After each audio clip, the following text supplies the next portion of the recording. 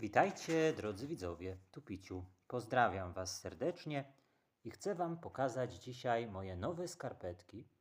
Skarpetki wsowy. Naprawdę fajnie wyglądają. Zobaczcie, nazwałem je skarpetkami tych, co kochają, co lubią sowy.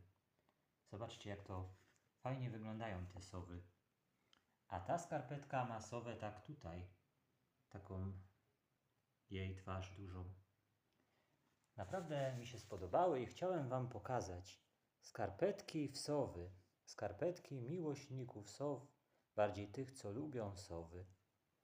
Naprawdę pięknie wyglądają. Chcę Wam życzyć, drodzy widzowie, dzisiaj pięknej niedzieli.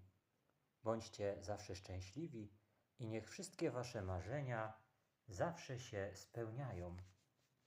Pozdrawiam Was, Piciu.